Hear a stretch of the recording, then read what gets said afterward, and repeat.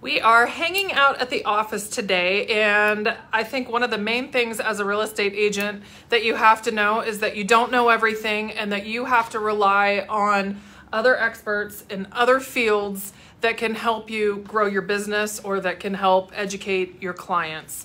So I am here today with Derek, and Derek does credit repair. He's a specialist in that field. And I wanted to ask him a couple of quick questions.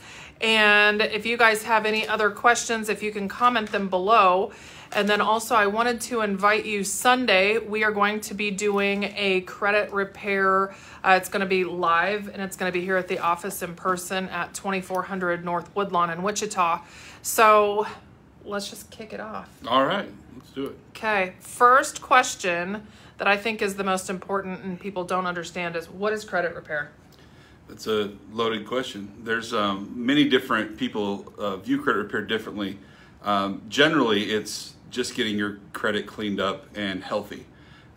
Most credit repair companies are going to come in and do the deletions and get rid of the negative items. What I like to specialize in is not just that, but work with each person so that we're building a positive foundation, understanding how credit works, so that you don't need me anymore. And so each client is my commitment to them is to get them to a 700 score. So long after closing, I'm still working with you.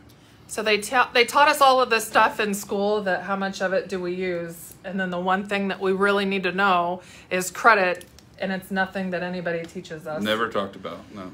So one of the other questions that I get asked a lot is, should I pay off my old collections?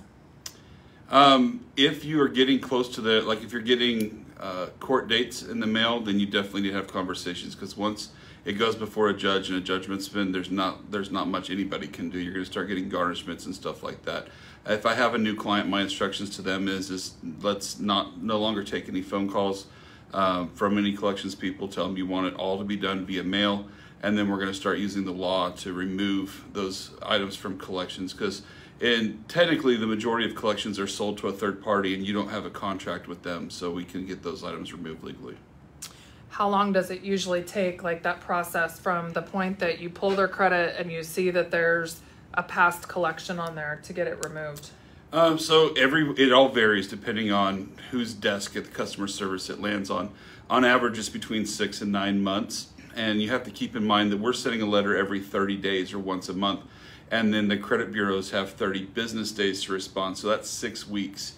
And once they typically will do a stall letter, so now that 6 weeks is 12. So we're already 3 months into it before we really start to see results. So once we get that momentum, though, it really starts to go a little bit quicker. So what are the most common collections or negative impacting things that you see on people's credits? Collections, charge-offs.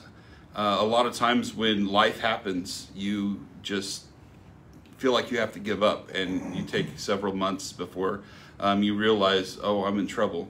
And a lot lately, we were just talking about this earlier today with another group, how medical is showing up a lot more. Even though July there was a new law passed that it shouldn't even be on there, the credit bureaus are being looked at by the Senate and our government because they're not following the laws that are in place. So you should always at least know what's on your credit, even though it's scary. At least know what's there so you know how to approach it. But there's a lot of negative things on there that shouldn't even be on there. I've seen that a lot with my ex-husband. You know, his dad had the same name. And actually, my current husband and his son have the same name. Don't ever name your kid the same name. But, you know, it was stuff that we would see, credit cards that weren't Jim's, but they would be his dad's, and things would show up. Sometimes that's good if they have great credit, but not so great if they don't have great credit. So we've got a lot of people that are watching us right now. So if any of you guys have questions about credit, Derek's here to answer those for the next few minutes. And then also, I wanted to remind everybody that we're going to be back doing this on Thursday at 1 o'clock live. But Thursday's topic is going to be more of how to build credit, because we run into a lot of different people that have no credit score, or they're just starting out and they're interested in buying a house, but they don't have a credit score. So some tips on Thursday on how to get credit scores built. So there's Susan. She just tuned in. Susan, do you have any credit questions for Derek or Tiffany or Rick? Everybody's being quiet and shy. So if you guys do have questions and we've tuned off, then go ahead and put them in the bottom, and Derek and I'll make sure that we get those answered for you. And also underneath of this, I will put the invite out for Sunday's event. Derek's going to be back at the office, and he's going to be giving his whole spiel on credit and educating us on what we need to do to get higher scores. So 700 is what you're looking for. That's my goal for every client, so 700. And it's because at that point, you've made some life decisions that you're starting to create habits for, and you're not going to need me anymore.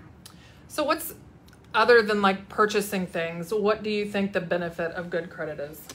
A lot. Obviously the houses and cars are the main things people think of, but just your auto insurance policy, depending on the company, 40 to 60% of that monthly bill is based just on your credit. And that's how I can determine who's a good insurance agent and who's not, because they know that and they care about their clients. I mean, I've even heard, I've been self-employed for a long time now, so I don't have job interviews and things, but I've heard that some employers are even running credit now to look at jobs. They run your credit not just for the score. Some of them will do a soft pull, and that's just to compare the information on your reports compared to the application or resume.